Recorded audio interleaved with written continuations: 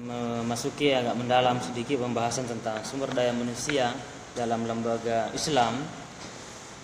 Di sini diawali dulu bagaimana sih terbentuknya suatu lembaga. Jadi lembaga di Indonesia ini terutama itu macam-macam, banyak sekali lembaga ya. Ada lembaga Islam, ada lembaga kemasyarakatan, termasuk lembaga pendidikan, ya, lembaga kesehatan, begitu juga dengan lembaga seni. Nah ini proses terbentuknya satu lembaga, apalagi lembaga Islam. Jadi lembaga Islam itu terbentuk karena adanya kebutuhan masyarakat itu sendiri. Ketika misalnya perlunya perkawinan gitu kan, kemudian ada yang memerlukan perceraian, nah, itu kan dalam Islam misalnya terutama dalam itu, kemudian pelamaran, batas-batas umur. Setelah diteliti berapa sih umur yang cocok bagi laki-laki dan perempuan untuk menikah macam-macam, maka semuanya itu menyebabkan pentingnya didirikan lembaga keislaman ya, atau lembaga Islam gitu ya. Termasuk dalam pergaulan dalam Islam, maka lahirlah kelembagaan Islam. Nah, beda halnya misalnya dengan kebutuhan mata pencarian ya, melahirkan lembaga kemasyarakatan seperti pertanian, peternakan ya, koperasi, industri dan sebagainya. Nah, yang tadi dibahas juga adalah lembaga pendidikan Islam ya. Misalnya perguruan tinggi gitu, baik swasta maupun negeri, sekolah menengah, sekolah dasar, TK itu semua lembaga pendidikan. Lembaga pendidikan Islam, misalnya perguruan tinggi agama Islam ya, kemudian UIN, YAIN itu, atau sekolah Islam, baik itu tingkat bawah, dasar maupun menengah. Oke, kemudian nah ini ada beberapa lembaga Islam yang ini akan dibahas nanti juga di kelompok setelahnya ini. Nah, akan ada pembahasan juga sebagian dari sini. Jadi ada macam-macam lembaga Islam, minimal ada 10, sebenarnya banyak ya, tapi yang paling aktif dan paling kita kenal adalah misalnya lembaga sosial kemasyarakatan Islam dan lembaga hukum Islam, lembaga pendidikan Islam, ada lembaga politik Islam gitu ya. Ada lembaga ekonomi Islam, keagamaan Islam, budaya seni Islam, keluarga Islam dan ilmu pengetahuan Islam. Itu ada beberapa macam lembaga keislaman atau lembaga Islam yang bisa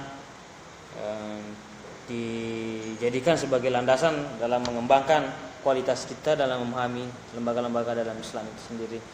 Oke, kemudian pertanyaan-pertanyaan yang lain akan coba kita rangkum dan untuk SDM sangat penting ya. Oke, apalagi era pandemi ya, sejak Indonesia dilanda pandemi gitu kan, maka banyak hal yang harus berubah di dalamnya, termasuk yang sering saya sampaikan bahwa termasuk pelatihan-pelatihan karyawan senior maupun pekerja-pekerja yang sudah senior atau guru-guru senior di dalam satu lembaga itu. Misalnya lembaga pendidikan Islam, kita menghadapi satu guru yang sudah sepuh misalnya, sudah tua. Nah, diperhadapkan dengan kondisi anak-anak didik hari ini yang generasi milenial, terutama generasi Alpha ya, generasi Z, generasi Alpha itu sangat bersentuhan langsung dengan gadget, dengan teknologi. Maka dengan pola pengajaran orang tua yang sekarang masih belum pensiun, tapi hampir pensiun misalnya di sekolah-sekolah SD, SMP, SMA atau madrasah, sanawiyah, madrasah aliyah, ibtidaiyah, itu kan diperhadapkan pada kondisi di mana kebutuhan kekinian anak-anak itu sudah sangat berbeda dari zamannya. Nah, ketika cara penyampaian materinya sama seperti di waktu dia sekolah sekian puluhan tahun yang lalu, maka itu akan tidak meningkatkan persaingan dalam era globalisasi ya. Maka caranya adalah pelatihan sumber daya manusia, inilah yang bertugas ya, lembaga sumber daya manusia atau PSDM itu yang bertugas meningkatkan kemampuan meskipun dia orang tua. Nah, kendalanya apa? Ada pertanyaan, apa kendalanya? Kendalanya adalah seringkali muncul egoisme ya, egois para apalagi sudah senior ya. Biasanya mengatakan, wah kamu orang baru masih muda ya, saya sudah makan garam banyak gitu. Nah, era pandemi ini menghapuskan garam-garam itu karena semuanya berubah total. Meskipun sejauh berapa pengalamannya sepuh itu dengan dihadapkan dengan perkembangan informasi yang sangat cepat dan mengoperasikan teknologi yang dibutuhkan skill-skill tertentu yang dulu tidak didapatkan oleh para senior dulu itu sangat berbeda ya, sangat penting untuk dilakukan pengembangan, misalnya workshop atau pelatihan tertentu, tentu dengan cara-cara yang lebih halus karena mudah tersinggung itu berbahaya ya, apalagi yang sudah sepuh, sudah lebih senior, apalagi Anda manajer yang lebih muda baru selesai S1 S2 misalnya, kemudian Anda diposisikan pada posisi kepala ya atau manajer. Nah, Anda akan menghadapi situasi yang sangat beragam di dalamnya karena apalagi yang sudah bertahun-tahun di dalam, tiba-tiba Anda masuk sebagai orang yang baru. Nah, bagaimana? Tentu memiliki kendala yang sangat banyak kalau tidak dikelola secara baik dan tidak memahami manajemen secara maksimal. Tapi ketika memfungsikan fungsi-fungsi manajemen itu, Anda akan mudah itu diterima di setiap kalangan, terutama dalam menyentuh hati para senior-senior itu tadi ya, tidak boleh dikesampingkan, tapi diberikan kedudukan yang sesuai dan selayaknya. Oke. Sering saya sampaikan meskipun misalnya dalam dunia pendidikan Islam ya, atau dalam hukum Islam itu ada perbedaan yang harus ditangani secara orang yang lebih muda, tapi cara menggeser orang-orang yang senior itu secara halus ya, misalnya diangkat sebagai pengawas gitu ya, itu kan salah satu fungsi dari manajemen, dia sebagai pengawas dari kita, tapi bukan lagi menjadi seseorang yang menggerakkan secara maksimal dalam suatu lembaga itu berarti naik pada posisi pengawas, itu seolah-olah kita menaikkan kedudukannya, tetapi sebenarnya kita singkirkan pada hal yang lebih praktis dan lebih fungsional itu tadi, tidak apa-apa. Misalnya dalam lembaga pendidikan Islam itu, wah ini kok ada guru yang mengoperasikan Facebook saja susah gitu, apalagi YouTube, mengupload YouTube juga nggak bisa. Nah, sementara di era pandemi sampai setelah era pandemi itu masih menggunakan karya-karya di YouTube ya, apalagi banyak anak-anak itu sekarang cita-citanya mau jadi YouTuber gitu kan. Itu kan membutuhkan guru yang yang sesuai dengan itu. Nah, bagaimana kalau sudah umur 45, 47, 50 kan, 50 ke atas kemudian tidak mengerti itu. Nah, bisa saja karena tidak mau juga diajarkan secara maksimal, atau diajarkan pun nggak maksimal, bisa saja kita geser, Pak, kita minta Anda pada posisi lebih di atas dari kami, itu menjadi pengawas kami, silakan awasi kami, silakan bimbing kami gitu kan. Padahal sebenarnya kita tidak membutuhkan pada pengejaran. Nah, itu kan pelan-pelan, itu bisa mudah diterima daripada langsung mengatakan, wah Bapak sudah tidak sesuai dengan kondisi zaman. Wah, itu kan bahaya ya. Kedudukan Anda akan goyang itu, kedudukan Anda akan goyang, berarti Anda tidak memahami satu psikologi organisasi ya, atau manajemen organisasi. Oke. Kemudian itu hampir sama dengan beberapa pertanyaan. Oke.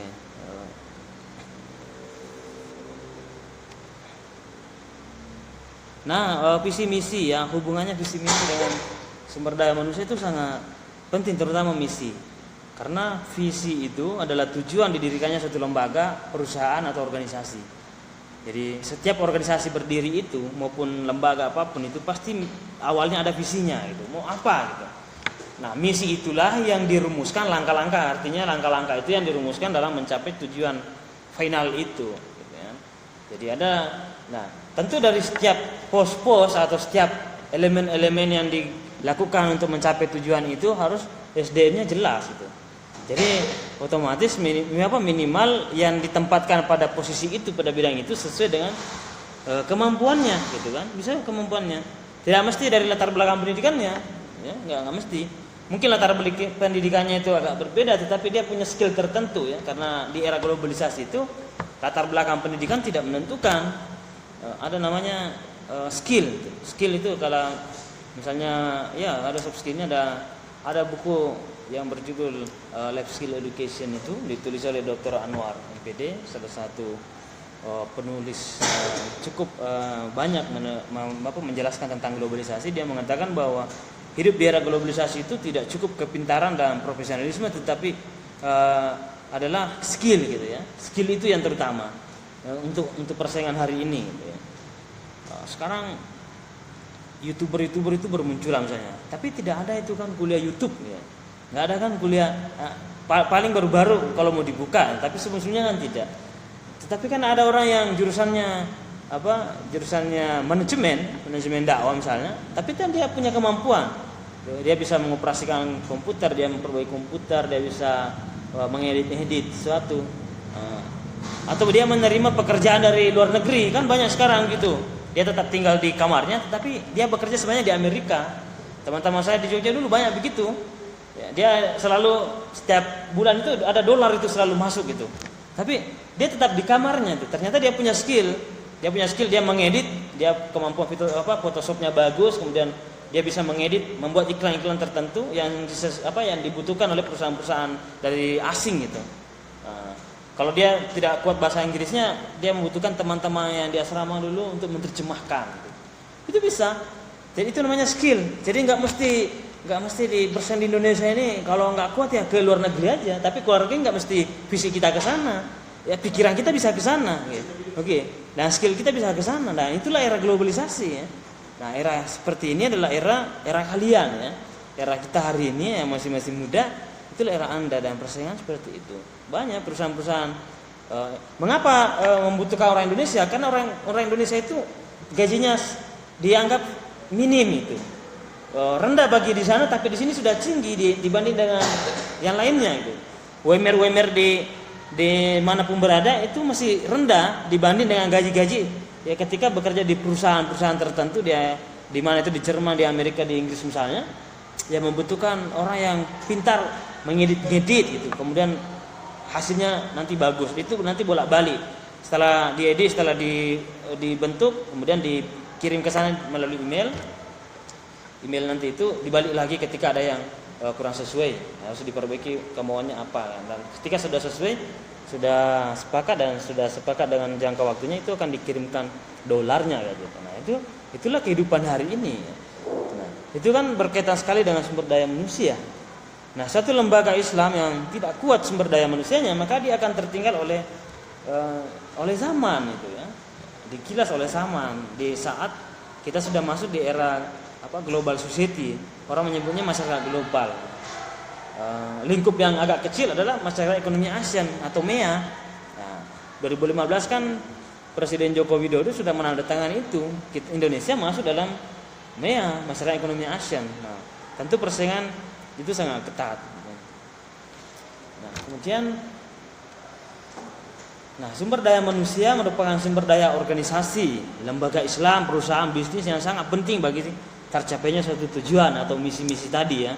Misi-misi tadi, peran manusia begitu penting baik dalam jangka pendek maupun jangka panjang untuk hadirnya nilai yang lebih dari satu perusahaan atau lembaga. Nah, jadi dalam persaingan lembaga itu sendiri itu banyak. Bagaimana sih menghasilkan nilai yang lebih?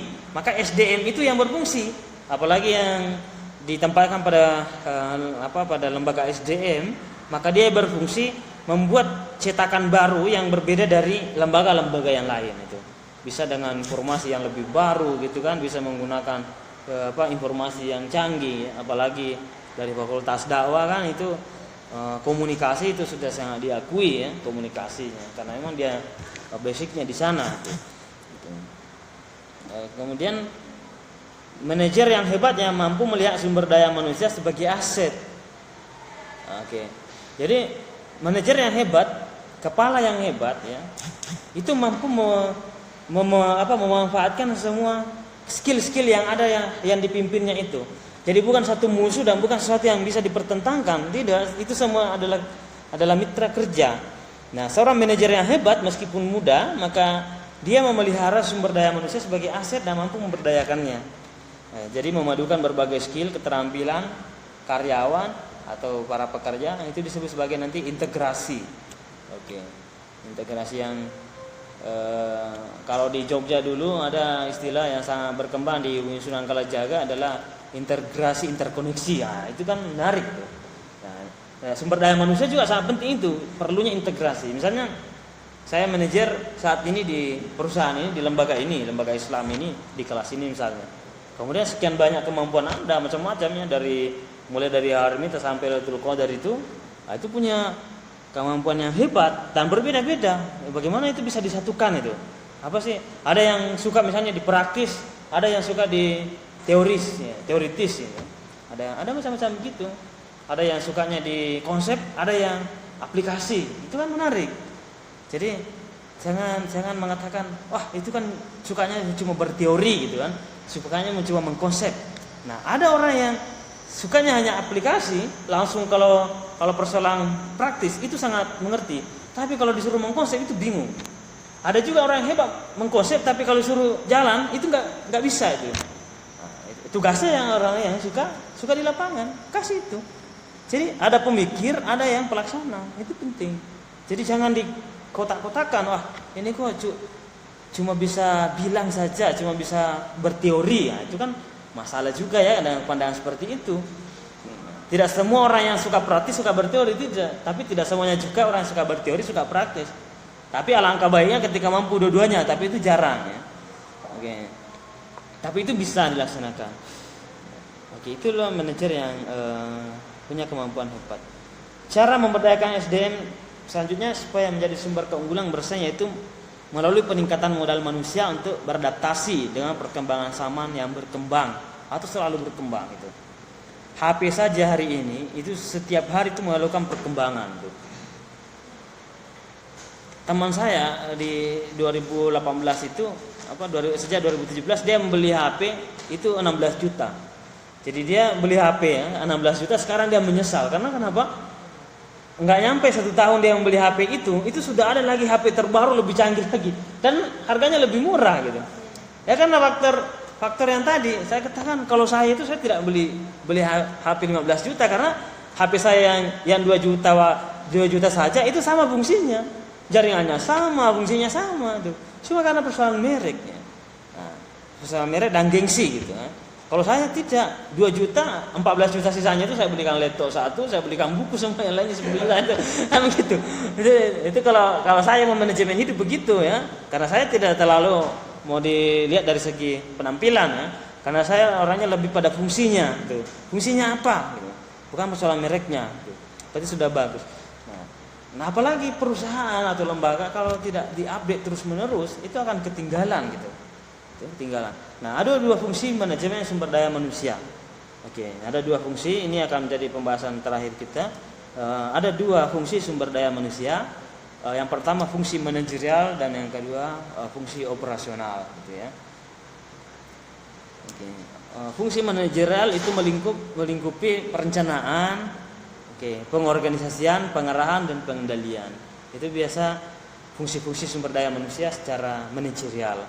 Ada perencanaannya, pengorganisasiannya, ya, pengarahan dan pengendalian. Itu minimal 4 itu. Kemudian yang selanjutnya fungsi operasional. Nah, fungsi operasional ini sangat banyak perinciannya. Yang pertama pengadaan, misalnya pengadaan terhadap tenaga kerja baru atau rekrutmen tentu melalui dengan seleksi ketat itu.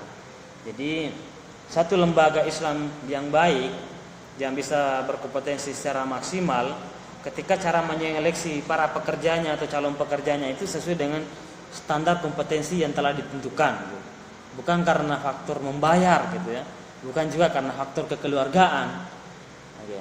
Tetapi ketika ada pun yang terjadi karena faktor jaringan ya keluarga itu tidak bisa dihilangkan ya atau tidak bisa dinafikan dengan itu, tetapi harus dibarengi dengan skill gitu.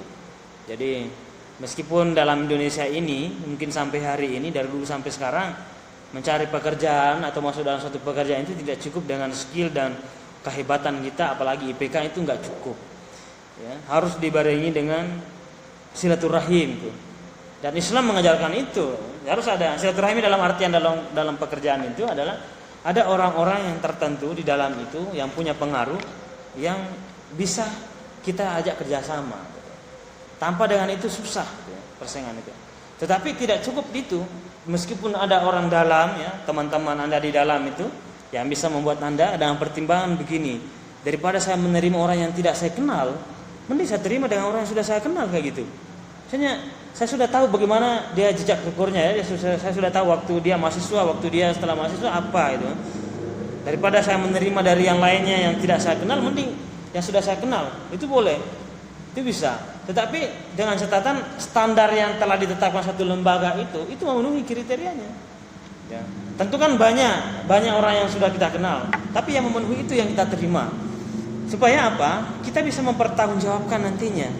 Gitu. Sehingga di tengah perjalanan orang yang kita rekrut itu adalah benar-benar menjalankan fungsinya secara maksimal, bahkan bisa memberikan nilai lebih dari satu lembaga yang kita pimpin atau lembaga kita kelola. Gitu.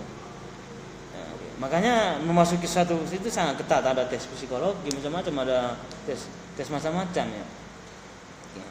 Kemudian ada pengembangan. Nah, setelah penerimaan karyawan tenaga baru ada pengembangan. Dilakukan pengembangan itu setelah penerimaan. Oke, dilakukan dengan tujuan mengembangkan kualitas SDM demi meningkatkan keahliannya. Jadi ada keahliannya harus ditingkatkan di setiap bidang. Gitu. Itu makanya harus ada pelatihan-pelatihan. Nah, kemudian yang ketiga ada kompensasi. Kompensasi itu dalam artian timbal balik itu. Apa sih yang didapat dari situ? Upahkah? Okay? Gaji yang sesuai dengan keringatnya, pikirannya gitu kan, menyenangkan gitu. Jadi tidak menzalimi. Selama persediaan dana itu jangan ditumpuk dana itu, tapi banyak memberikan pengeluaran itu kepada karyawan, baik secara langsung maupun secara kelembagaan atau secara kegiatan. Misalnya dibuatkan perusahaan atau lembaga itu mengeluarkan dana sebanyak-banyaknya dalam setahun itu, tetapi dalam rangka meningkatkan kualitas sumber daya manusianya. Perusahaan-perusahaan maju seperti di Jerman itu sangat mengapresiasi para karyawannya dan memberikan gaji tinggi, bahkan selain dari gajinya itu dia mengeluarkan banyak dana untuk mengembangkan sumber daya manusia setiap perusahaan-perusahaan atau lembaga. Itu kalau negara-negara maju gitu. Karena kalkulasinya meskipun banyak dikeluarkan uang dari satu lembaga itu akan lebih banyak juga hasilnya nanti ketika SDM ini sebuah fungsi semua. Itu akan lebih banyak hasilnya. Dan itu bisa diterapkan dalam lembaga Islam di Indonesia. Jadi jangan pelit-pelit mengeluarkan uang ya, apalagi menjadi manajer itu. Tidak apa-apa mengeluarkan banyak dana, tapi skillnya itu luar biasa bertambah. Kemudian yang bagian yang keempat, fungsi operasional itu pemeliharaan. Ya, hampir sama tadi pemeliharaan itu dalam artian mempertahankan kondisi sumber daya manusia yang telah ada. Nah, kemudian diperlukan pemeliharaan sumber daya manusia dilakukan dengan menjaga dan meningkatkan sumber daya manusianya itu. Hal ini dilakukan dengan memberikan pelatihan, training, motivasi ya. Karena kadang-kadang orang yang bekerja dengan kita itu motivasinya kurang atau tiba-tiba motivasinya hilang ya. Moodnya hilang, kurang nafsu makan, kurang nafsu kerja, semuanya kurang nafsu. Nah, itu bisa dimotivasi dan itu ada kegiatan yang harus dilakukan ya supaya semangatnya itu kembali. Itu selalu harus dijaga. Kira-kira kalau kendor semangatnya harus ada dibuatkan motivasi ya. Mungkin ada kegiatan di mana di luar kita adakan ya, atau di luar negeri ya, nggak apa-apa, habis uang, tetapi nanti setelah kembali itu dia mampu bekerja secara maksimal lah tuh. Kemudian yang terakhir yang terakhir ini yang keempat tadi integrasiannya, ini yang terakhir sebenarnya ya, integrasi itu. Nah, dalam artian kita harus memahami semua orang berbeda, baik itu sikap, tindakan, perilaku, pandangan dan pendapat. Perbedaan ini seringkali menimbulkan disintegrasi ya, atau perbenturan dari setiap bidang-bidang itu. Maka perbedaan ini menimbulkan konflik biasanya. Nah, cara menyelesaikannya itu adalah diperlukan integrasi atau pengintegrasian. Itu proses pengintegrasian individu akan diminta untuk merubah cara pandangnya, cara berpikirnya, cara sikapnya, supaya menyatukan visi misi satu organisasi itu sendiri ya, menyatukan visi misi satu lembaga Islam. Gini, ini adalah tambahan bahwa sumber daya manusia itu sangat penting, apalagi dalam lembaga Islam, dan ada fungsi-fungsi lembaga Islam itu, ada fungsi manajerial dan ada fungsi operasional. Baik, terima kasih atas seluruh partisipasinya. Persiapan selanjutnya